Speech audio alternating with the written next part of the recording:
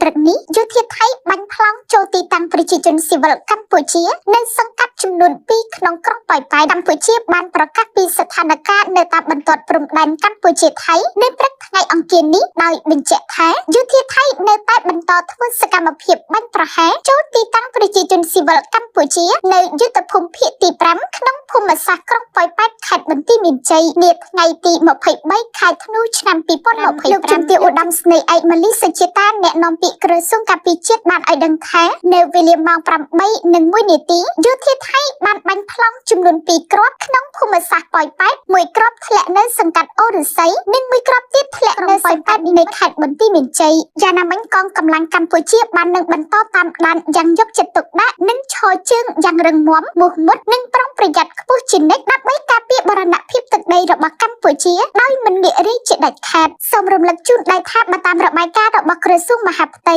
គិតត្រឹមម៉ោង6ល្ងាចថ្ងៃទី22ខែធ្នូឆ្នាំ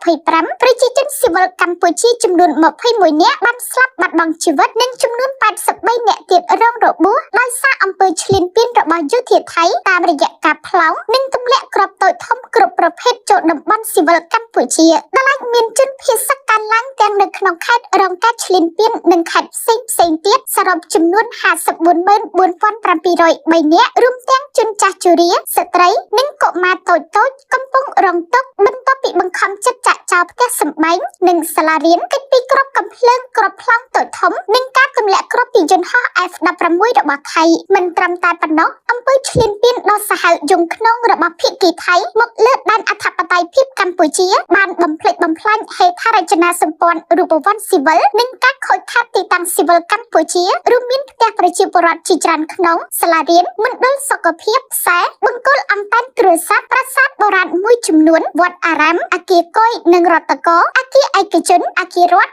សន្តាគារសហគមន៍ស្ពានថ្មស្ពានដែកស្ពានបុរាណក្បាលស្ពានស្ថានីយ៍ប្រេងមធ្យោបាយដឹកជញ្ជូនឃ្លាំងរថយន្តនិងឃ្លាំងទិញដំឡូងជាដើមប្រជាជនកម្ពុជាបានសម្ដែងអហង្ការបំផុតចំពោះទង្វើអមនុស្សធម៌ដ៏សាហាវយង់ឃ្នងរបស់រដ្ឋាភិបាលក្រុងបាងកកនិងយុធាថៃដែលបានបើកការវាយប្រហារគ្មានឫសគល់ដៅនិងប្រើប្រាស់អាវុធគ្រប់ធនគ្រប់មធ្យោបាយតាមផ្លូវគោកផ្លូវអាកាសនិងផ្លូវទឹកក្នុងការឈ្លានពានបែប